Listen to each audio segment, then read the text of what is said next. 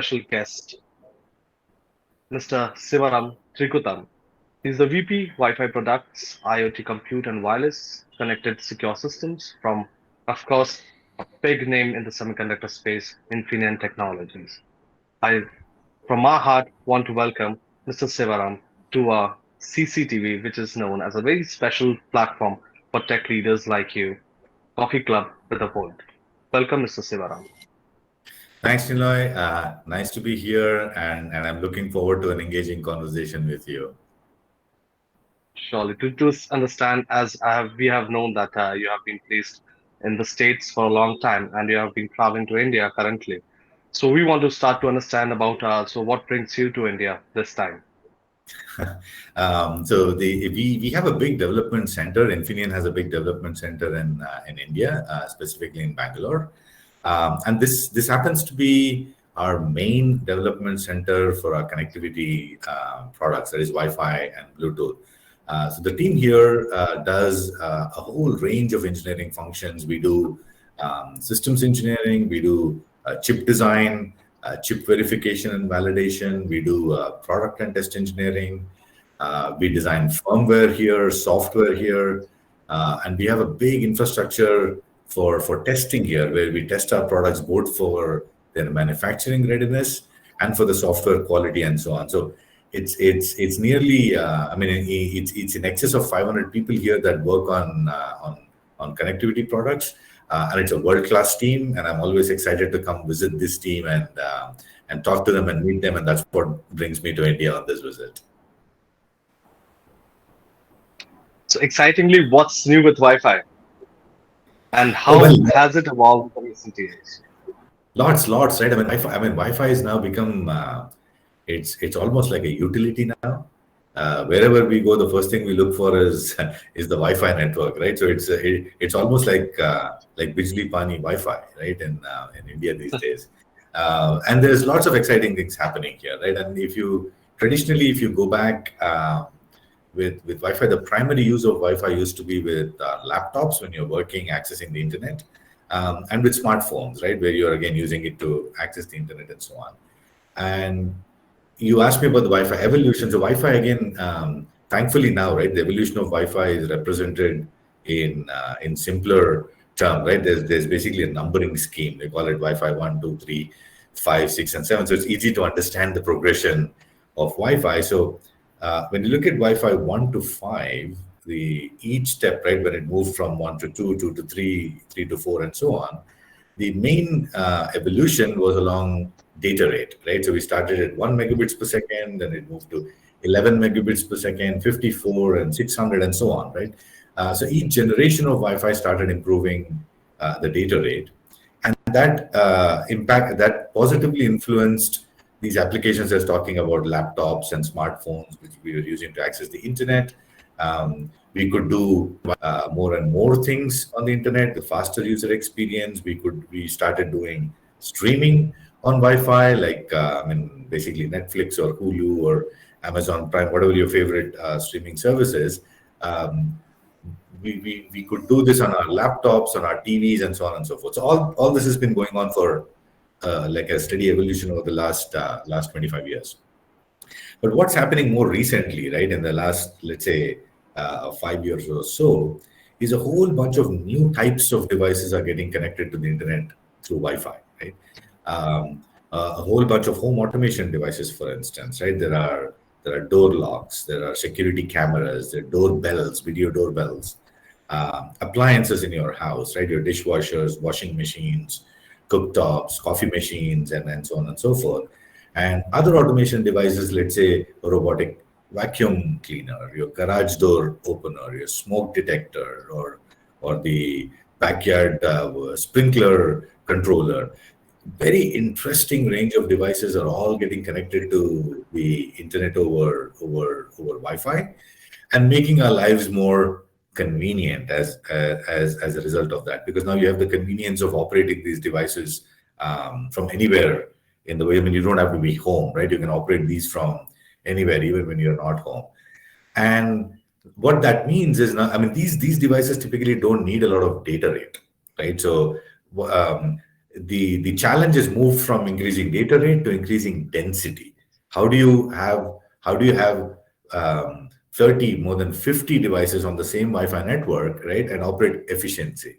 So Wi-Fi, from a technology standpoint, has responded to that challenge, right? So when you look at Wi-Fi 6, the evolution there, the focus was not so much on increasing the data rate, but in making the network more efficient when there are many more devices operating on the network, like the examples I gave you before. So that's kind of like the evolution, interesting stuff that's happening in Wi-Fi.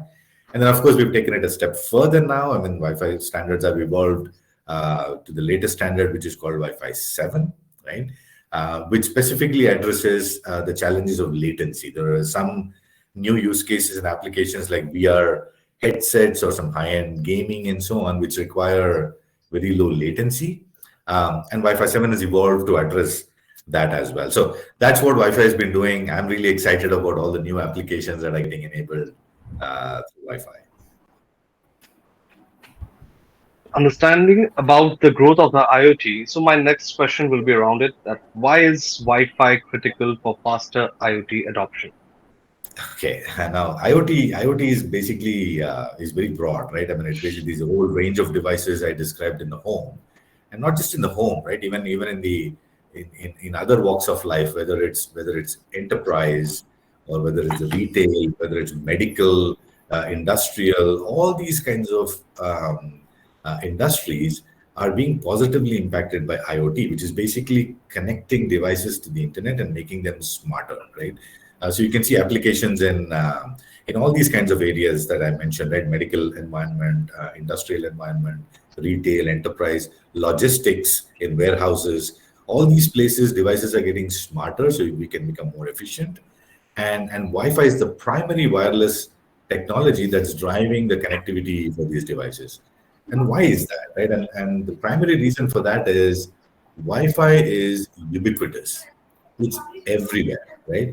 And it's the same technology used worldwide, everywhere. So wherever you go in the world, whether you go to a whether you go to a hotel somewhere, I mean, where you're visiting, whether you go to a stadium to watch a sports match, or you go to a theater to watch a play, or you're at home or in your office, it's exactly the same technology that's used worldwide, right? And the user experience is something that we're all familiar with, and it's very easy, right? We go like you go to a new hotel, I mean, if you're on vacation and you go to another city in any country, you don't have to bring any new devices. Your smartphone, you just hit scan, you see all the Wi-Fi networks, you pick one of them and you say connect, and it connects, and you get access to the internet.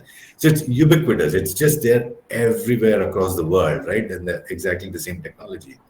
And that's the primary reason why it's the main technology that's driving the adoption of IoT. All these devices we talked about, which are getting connected to the internet, Wi-Fi is what is being primarily used to connect all these devices to the internet. So that's why it is critical for IoT adoption. Coming to my next question is, as you talked about connectivity at a larger aspect, we want to understand for our audience that what will be the role of connectivity in shaping the future of microcontrollers? Okay. Now, there's a few examples of connected devices that I mentioned, right? So let's look at those devices a little more, and I'll explain how how connectivity is also placing new requirements on microcontrollers now, right? I mean, let's pick the example of a door lock, right, that we were talking about earlier, or let's say thermostat or a smoke detector, any of these devices. So these devices, which used to be analog, right? Like a thermostat used to be analog with a knob and a dial and so on. They started becoming digital. So they started using microcontrollers, some software running on them, and so on. And the next step in their evolution is to make them smarter, which the first step in doing that is to connect them to the internet. And Wi-Fi is the technology that's used to connect to the internet. And once you connect these and make it a connected smart thermostat, or a connected smart door lock, or a connected smoke detector, or name your example, it starts placing additional technical requirements on these products. I'll give you one example, right, which is over-the-air software update. Once these devices are connected to the internet, You buy these devices, this I mean the door lock or the thermostat, and you install them. It has a certain set of features, but it doesn't stop there, right? The capabilities of these products can be upgraded while they're in the field, right? Also, if they have any defects, any security flaws, and so on and so forth, those could also be patched and updated while they're in the field. That's over-the-air software update, and we do this very commonly with our smartphones and our PCs, right, where we keep getting these software updates every week or every month, and we install them. So the same kind of user experience is going to come to all these connected devices as well. Now, how do you implement those features, right? So if for instance, if you have to update the software on a thermostat, it's very important to make sure that the new software that you've received, you first check that it's come from a genuine source, right? And it's not some hacker trying to update your thermostat with some kind of a malicious software on it. So you need to first check that it's come from a genuine source, and then once you do that, you have to update the device with the new software, reboot it, and make sure it still has the same user experience as it did prior to the update. So all this places new technical requirements on the processor. It needs more non-volatile memory, it needs more compute power, and so on and so forth. Um, and there's also a new breed of microcontrollers that's emerging, right? That's got Wi-Fi, it's got Bluetooth in some cases, and also microcontrollers, all integrated into a single product. That's called a connected microcontroller. In fact, we here at Infineon, we are working on a family of such microcontrollers. Um, and we even launched one new product family recently. It's called the 5591X family, which is basically Wi-Fi, Bluetooth, and the microcontroller all integrated into a single product to make it easy to develop such IoT products, right? The products that I talked about earlier, smoke detectors or garage door openers and door locks and so on. This new breed of connected microcontrollers makes it very easy, primarily from a software development standpoint, right? To bring an IoT product to market. And the reason I say we make it easy is I give you one example of a feature, right, which was this over-the-air software update. Other typical such features would be onboarding a device. When you first buy this device and you open the box and you install it in your house, the first thing you have to do is connect it to your Wi-Fi network, right? And that's not so easy on these devices that doesn't have a keyboard. So you need to have a smartphone application, and you connect your smartphone to these devices, and you enter the password and the Wi-Fi password on your smartphone application, and that gets transferred to the device, and the device then connects to your home access point. That process is called onboarding, right? So things like this, onboarding, over-the-air software update, these are all common features for any of these IoT devices, whether it's a door lock or a thermostat, garage door, all these examples that I talked about. There are certain set of common features.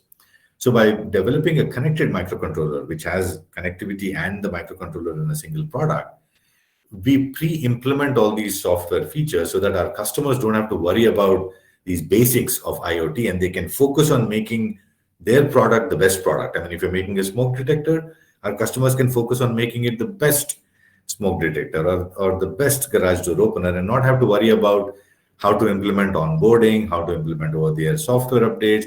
All that is already done for them. So that's how microcontrollers are evolving, and Infineon is playing a big role in shaping the world of connected microcontrollers. To add to the my next question, what you have actually answered a lot of that in this question itself, that how is Infineon reaffirming its leadership position in connectivity solutions? Yeah. So, I mean, firstly, we've been a leader in this space for a while, right? I mean, we started our journey the first, over 20 years ago, right? And about 7 years ago is when we started our connectivity IoT journey. And over the last 7 years, we've shipped over 1 billion devices. So we basically connected over 1 billion IoT devices to the internet, right? And that's no mean feat, and we're proud of that. And the team here in Bangalore that I'm visiting now has contributed in a big way to that. So that speaks to our leadership position here, right? But we're not stopping there, because these things need to continuously improve, right? So we are working on the newer Wi-Fi capabilities, newer standards. I mean, so you heard me talk about Wi-Fi 6 earlier. Wi-Fi 6E, which is an extension into the 6 gigahertz band. We are working on Wi-Fi 7. Bluetooth is another important part of the IoT ecosystem too. So we're working on latest updates to that. Infineon is also working on ultra wideband now. I mean, that's another new wireless technology that will have a role to play in the IoT ecosystem, and then bringing all of these together, right, into multiple product families. So that's one of the areas where we are leading, and the other is to also create the next generation of standards or technical requirements, right? So which means working with standards bodies and influencing the next generation of technology, right? One example there would be Matter, right? Matter is a very important enabler for IoT adoption in the home in particular. And the reason I say that is, if let's say I need to buy like a video doorbell for my house, right, or a camera in the backyard and so on, I would like these IoT devices to be operated through a voice control system, right? So maybe I have a Alexa-based smart speaker in my house, or a Google smart speaker, or a Siri HomePod I mean, whatever ecosystem I have in my house, I should be able to have any of these IoT devices interoperate seamlessly across all these ecosystems. So when I'm buying a video doorbell or a camera, I shouldn't have to worry about, oh, will this work with Alexa? Will this work with Siri that I have in my house? It should just be all these products work with all these ecosystems seamlessly. And that's what is enabled by Matter, right? Matter makes it very seamless to operate across all these ecosystems. We are on the board of Matter, and we are driving the next generation requirements there, working with other companies in the market. So we participate in shaping new standards like Matter. We shape new standards for Wi-Fi. We shape new standards for Bluetooth, and so on and so forth. So these are the ways, right? So basically influencing new requirements, new standards, and bringing the latest product families into market. A combination of these two is how we are leading the connectivity adoption in the IoT space as Infineon. The chip industry is going under a huge SDG goals, talking about sustainability development goals. So we want to understand on Infineon's how they are driving decarbonization and digitalization. Okay, so these are actually, I mean, two very big pursuits for Infineon, right? I mean, all of us in Infineon are very excited to be driving both digitalization and decarbonization. Now, digitalization is basically just another word for IoT, right? I mean, smart connected systems, which is going to which has a transformative power, right? It can transform our infrastructure, transform our societies, and making them more digital, right? Visiting India, I mean, I'm visiting after a while, and it's fascinating how, for instance, the digital payments kind of system here in India has evolved. I mean, the other day we just stopped by the roadside to buy like a fresh coconut. I mean, water. Even that guy accepts payments through a digital form, right? So basically, these are all examples of digitalization which are making us more efficient, right? And connecting devices to the internet is again a primary driver. So we offer products ranging from microcontrollers, sensors, power, connectivity solutions. So all of these go into the digitalization, contributing to the digitalization aspect of both our infrastructure and our society. So that's a big role we play in that area. The other one is decarbonization. And I think climate change and decarbonization is the biggest challenge of the century for all of us, right? It's something all of us should be concerned about, all of us should be working towards. And Infineon is at the forefront of this, and we are proud to be working on these efforts. So decarbonization has multiple aspects, right? One is power generation, more efficient energy generation, and making devices smarter so they can consume lower energy. I'll give you an example here, right? So I was talking about a thermostat earlier. Now I know thermostats are not a big topic in India because there's not much heating required. It's a hot country. Maybe cooling is more of an issue here, not so much heating. But if you look at the Western world, right? I mean, heating a home consumes a lot of energy, right? And the smart thermostat is very powerful, right? Which is you don't have to change your house in any way. You're not having to add more insulation to your walls or your ceilings. You don't have to change your windows. Just the act of installing a smart thermostat in your home can reduce the energy consumption by anywhere from 10 to 20%, right? That's significant, reducing 10 to 20% of energy by just installing a smart thermostat. These are the kinds of devices that we enable with our microcontrollers, with our connectivity solutions, and so on, and contributing to the pursuit of decarbonization. I'll give you another quick example. I mean, today these thermostats, like I said, are connected, and other devices, like for example, the solar panel on the roof of my house, right?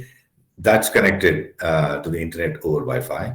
You've got the garage, I mean, my electric car charger in the garage, that's connected to the internet over Wi-Fi. You've got the washing machine and all these appliances in the house connected over Wi-Fi. Now, each of these devices are smart by themselves, but think about what we can do if all these devices can actually talk to each other now that they're all connected over Wi-Fi, right? So an example would be now the thermostat has access to the weather information, so it knows what the weather will be like tomorrow, right? Is it going to be a sunny day or a cloudy day? How much sunshine do you expect, and so on. And it can also look up my calendar, so it knows how far am I planning to drive tomorrow, right? Is it just 20 kilometers, or am I driving 50 kilometers to go for a meeting across the city, right?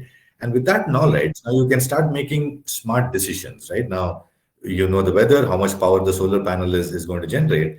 Now I can make a smart decision and say, hey, I'm only going 20 kilometers tomorrow. I don't have to charge the EV all the way to 100%. Maybe 50% is enough, right? And I'll use the rest of the energy to run the dishwasher, right? Or the washing machine today. We can start making these more intelligent decisions in our homes when all these devices are connected, right? Primarily over Wi-Fi, right? The other ways we could do this is, I know in India the energy you consume costs the same whether you if you consume a unit of power at 9 a.m. or at 6 p.m. it's the same price, right? But where I live in California, the price is different, right? From 4 to 9 p.m. the energy is more expensive, right? Because it's the peak time and so on. Now, once I have all these devices connected to the internet, we can make smarter choices, right? I can say, okay, I know that today the weather forecast is it's hot from 4 p.m., right? So I can start cooling the house from 3 p.m. so that by 4 p.m. the house is already cooled to a certain extent, and I don't have to consume more energy when it's the peak energy usage time, right? And I can save some money as well.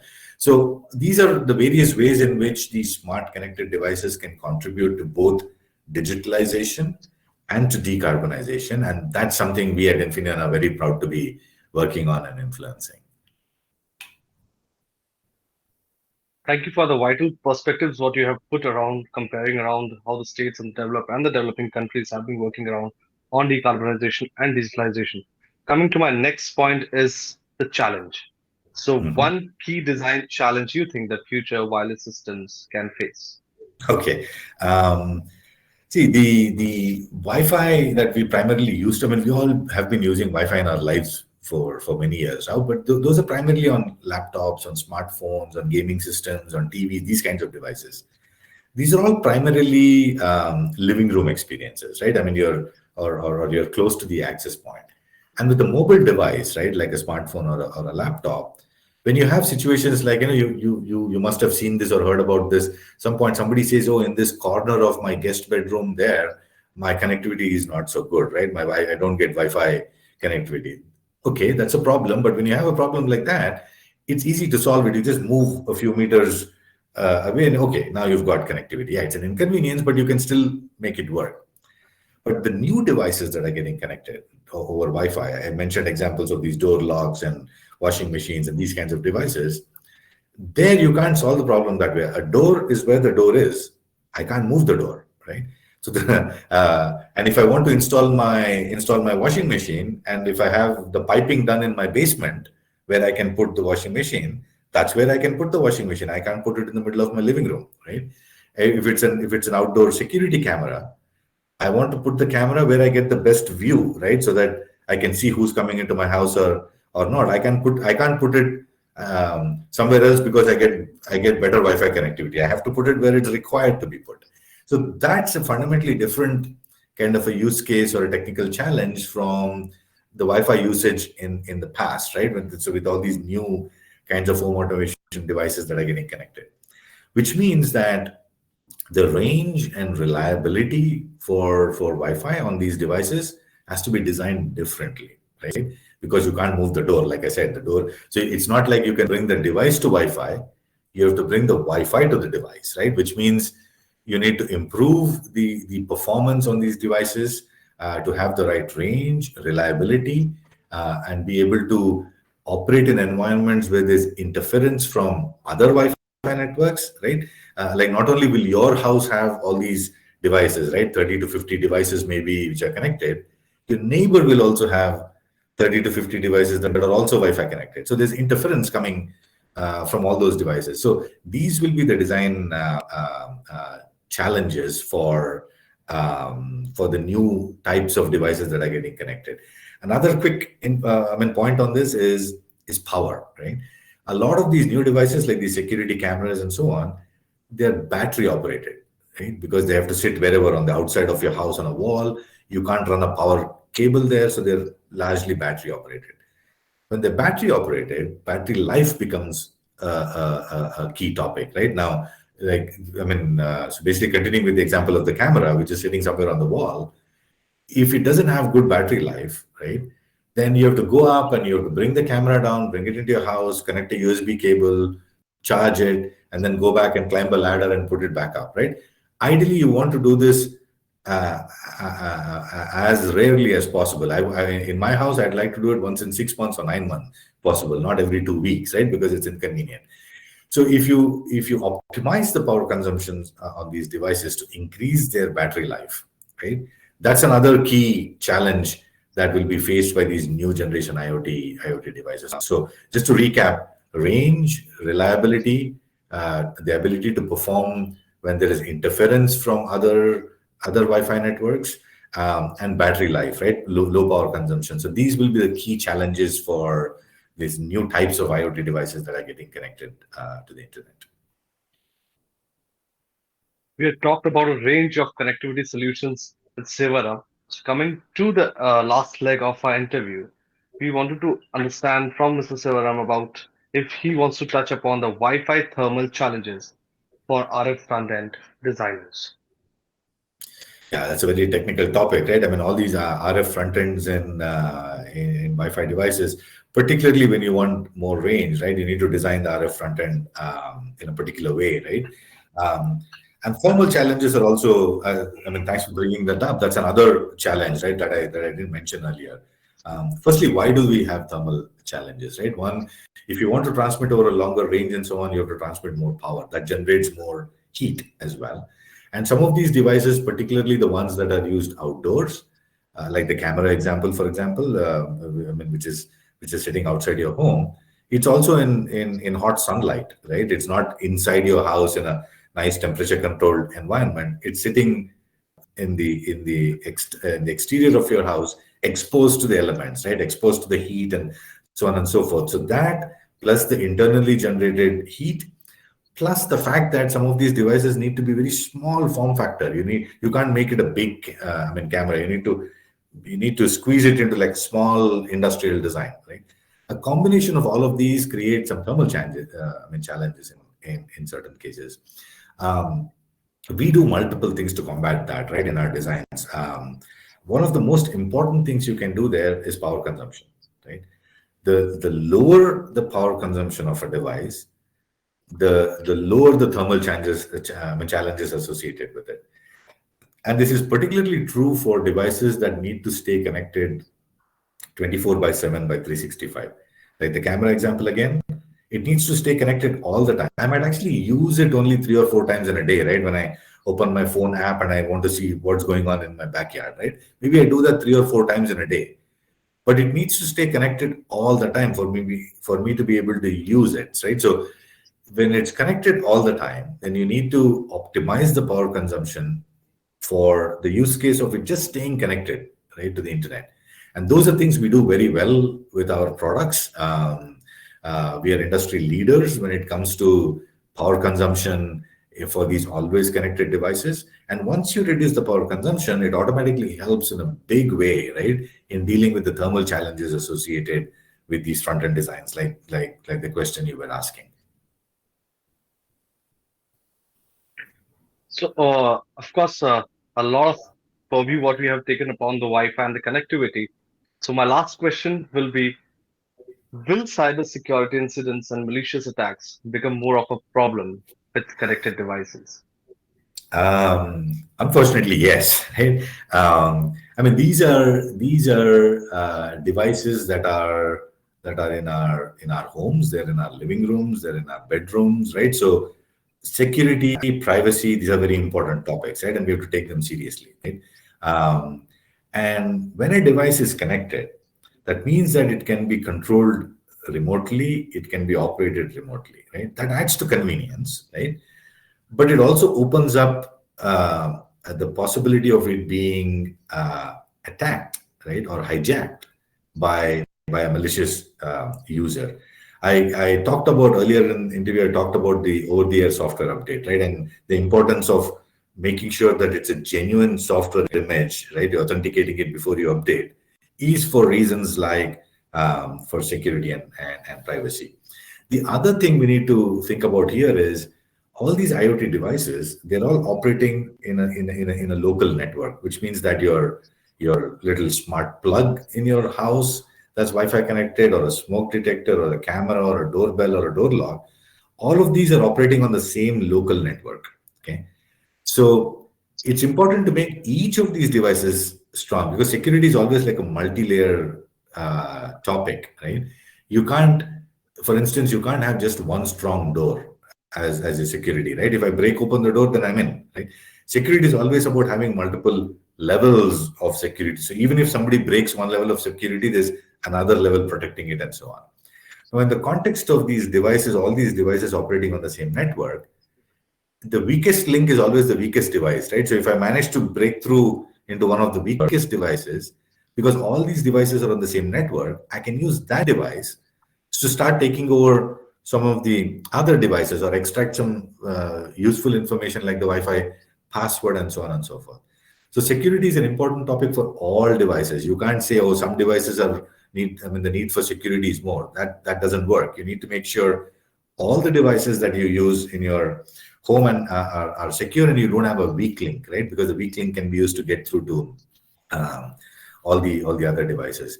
So these kinds of things are going to get more and more critical as we start having 30, 40, 50 devices in our homes. The importance of securing all of these devices is only going to grow, because there will always be malicious actors, right, who are trying to do bad things, I mean, so to speak.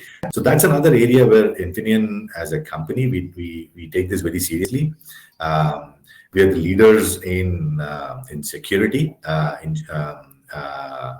We lead this space. We participate in various industry forums and try and advance the cause of security. Very recently, we also participated in the Matter standardization part, where we influenced the standard to have a level of security which we think is appropriate for these kinds of IoT devices. So, short answer, Niloy, yes, this is going to be more of a topic going forward. It's a very important topic, security and privacy, and we need to make sure all our devices are secure. And Infineon, as a company, right, we are very focused on making sure that we drive the next generation standards requirement for these products, and also offer products and solutions that help meet the needs of security for these products. Thank you, Mr. Sivaram, for getting around with the plethora of Wi-Fi technologies and talking about a range of things what our readers and viewers might love through the platform of Coffee Club with the Volt, that's CCTV. Thank you once again, Mr. Sivaram. for coming and onboarding with us. Thanks, Niloy. Thanks for the opportunity to be able to come on on your platform and to be able to talk to you. And I hope your audience finds this interesting. I really had a good time doing this, and once again, thanks for having me over.